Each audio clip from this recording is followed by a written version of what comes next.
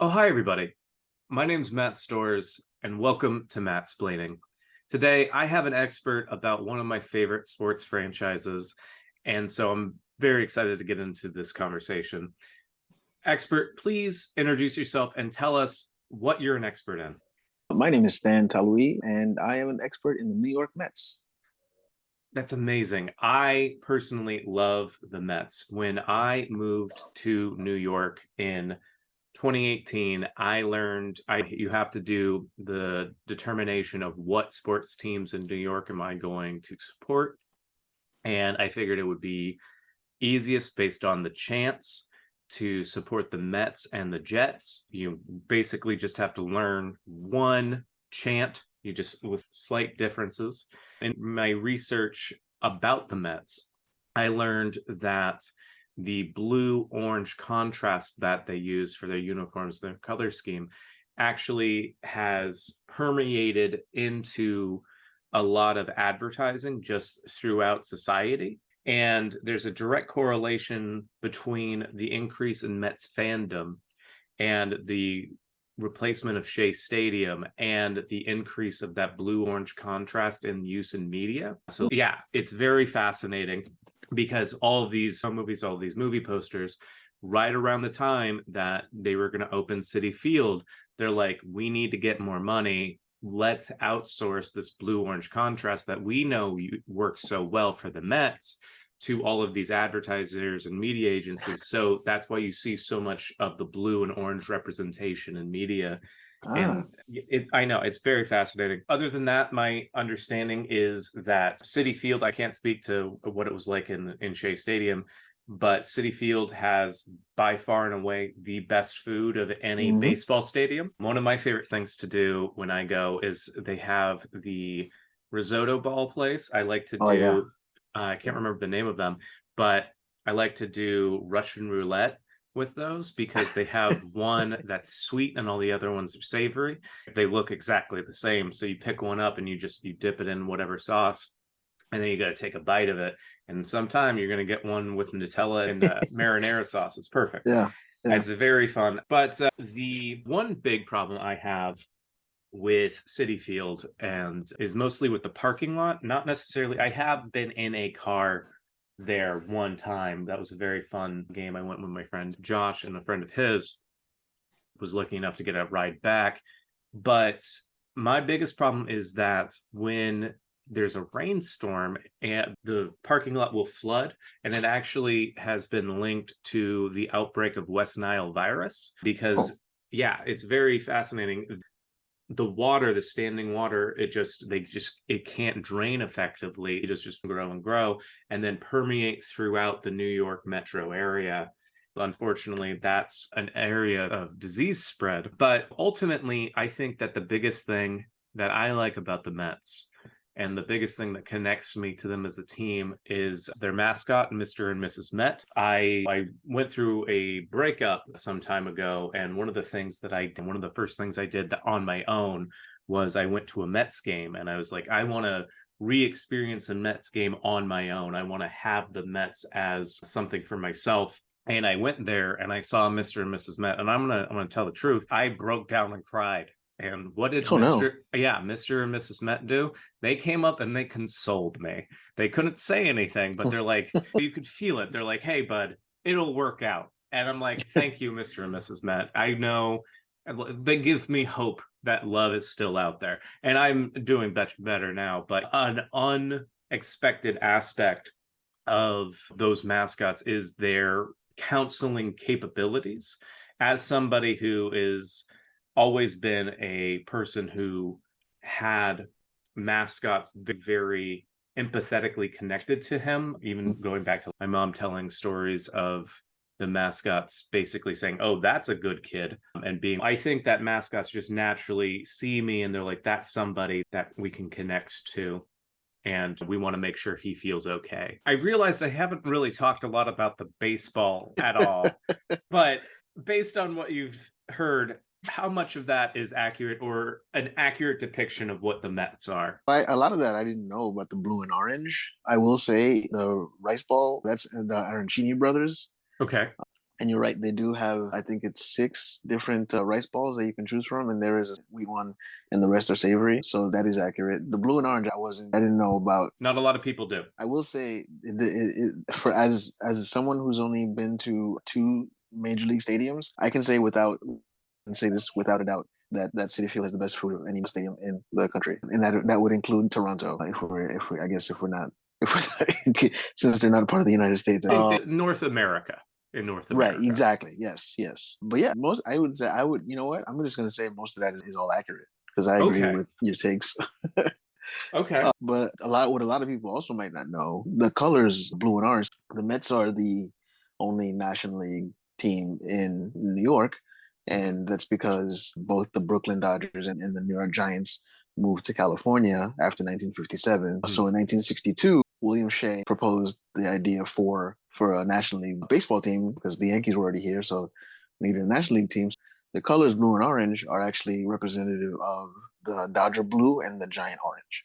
Interesting. I did not know that. So it's a combination of the two. Because those are the two National League teams in New York. So it was William Shea who proposed it. He was starting actually a third baseball league called the Continental Baseball League, and the National League and the American League were afraid of there being a third league, so they didn't want to. They were threatened by that, so they decided to add the Mets to the National League. And the Paysons, who are members of the I think it's the Shirley family, they were the first owners. Okay. So they formed the Mets in 1962. They played at the Polo Grounds from 62 to 64. Then they built Shea Stadium in 64. And then Shea Stadium was around till 2010, I want to, and that's when they built Citi Field. Oh, that's fantastic. Yeah. And the team itself, I realize, obviously, I enjoy the baseball, but my background has mostly been about food as associated with baseball. That's what I focus on. Can you tell me some things about this current team or just in history?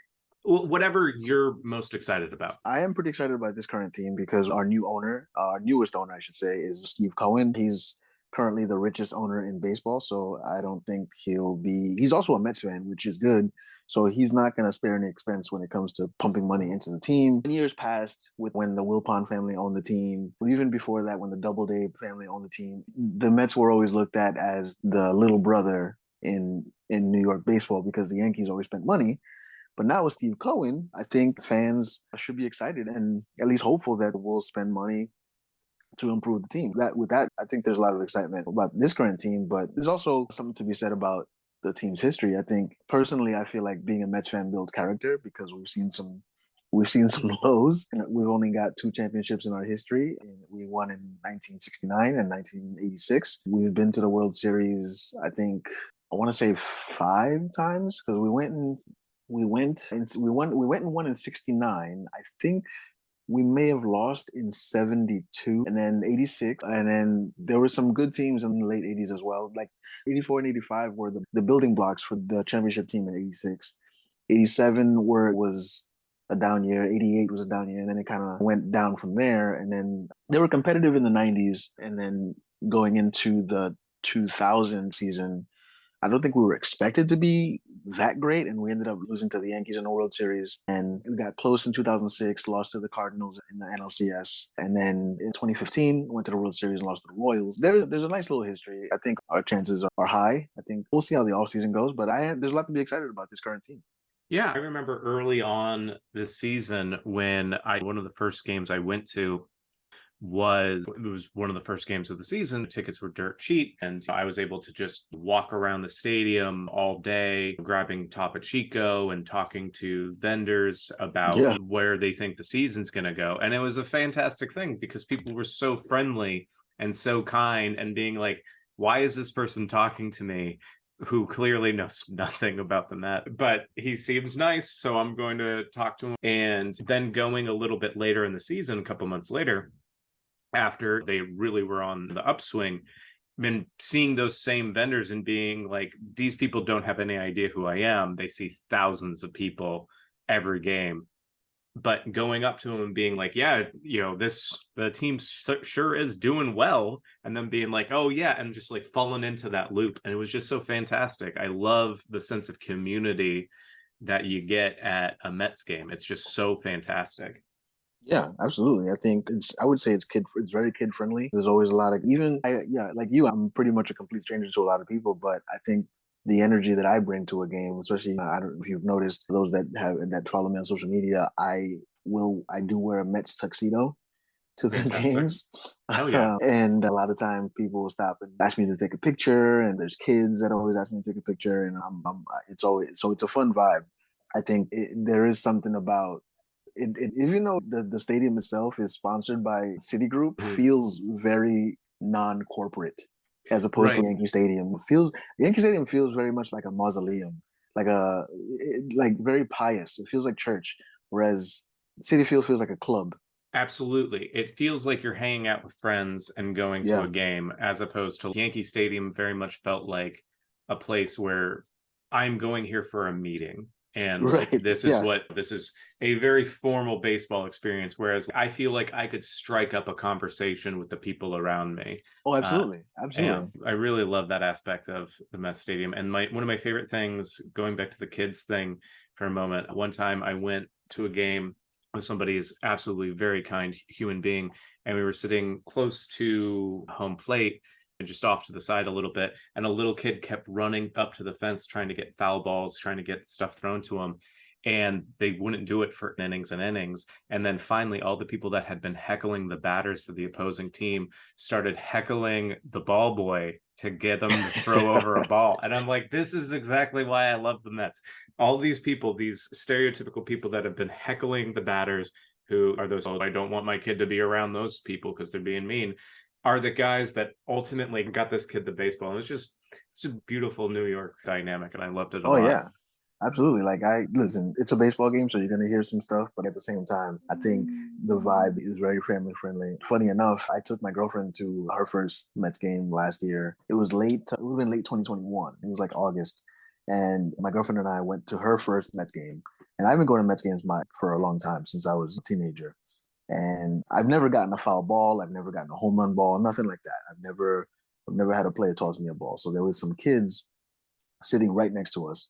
And they're in between innings. They're like yelling at the outfielders to throw us a baseball, throw us a baseball. And finally, Michael Conforto, who homegrown Met, they drafted him, and I watched his entire career. And he finally tosses a baseball our way, and it lands right in my lap. I grab it, and my first instinct is I just gave it to the kids right in front of us. That's Even great. though my it was my girlfriend's first game, and she teases me about that all the time. But it's a fun vibe, man. It's yeah, it's a great vibe. If people wanted to learn more about the Mets, or they wanted to learn more about you, where could they find out some more information? I would say for me, if you want to follow me, I'm at Funny Man Stan on Instagram and Twitter. I'm pretty open. If somebody wants to tweet at me or DM me and ask me about Met stuff, yeah, more than that's a great thing. What I would suggest, if you want to become a Mets fan, follow the Seven Line Army. They do a great job. I'll give you a quick brief history about. So there's this guy from, I think he's from Queens, but he lives in Long Island. I'm not sure, but his name is Darren Meenan, Mhm, and local guy, big Mets fan. Few years ago, he started making T-shirts out of his garage, mhm. um, and wearing these T-shirts to Mets games, and like people started asking him for these T-shirts, and then it blew up from there. Started a little bit of a business selling merch to the point now where the Seven Line Army, a Seven Line being named after the Seven Train that goes to Citi Field, the Seven Line Army is now one of the bigger fan bases in Major League Baseball. They travel very well. They do group organizations. They have a Seven Line section. So if you ever buy tickets at Citi Field, in section 104, that is the Mhm. Seven Line section, everybody wears orange. There's chanting. It's a great time. A few years ago, when we had Yoenis Cespedes, his walk up music, he would come out to the Lion King song, and we'd all hold up our beers. And whenever there's a strikeout, there's a chant, and they're very inviting. I was sitting there in the Seven Line section when in game one of the wild card series, I ended up on ESPN. It was a great Yeah, time. that's So so I good. would Yeah, I would follow the Seven Line Army. They do these outings usually a couple times a year. One of them they do at MCU Park in Brooklyn Hmm. for the Brooklyn Cyclones, because the Brooklyn Cyclones are the Mets minor league franchise. So they usually do a big outing for one price. You get there's a barbecue. You get unlimited drinks. You get it includes a ticket to a single A baseball to the it's a single A baseball team to see the Cyclones. It's a big thing. They get a jersey, a hat. It's a great time. So if you want to learn more about the Mets and you want to know what the Mets are doing, you want to get to know some Met fans, follow the Seven Line Army. Fantastic. Thank you so much, Stan. I really appreciate you coming on and talking to Oh, me thank today. you. Absolutely. Absolutely. My name's Matt Storrs, and this has been Mattsplaining.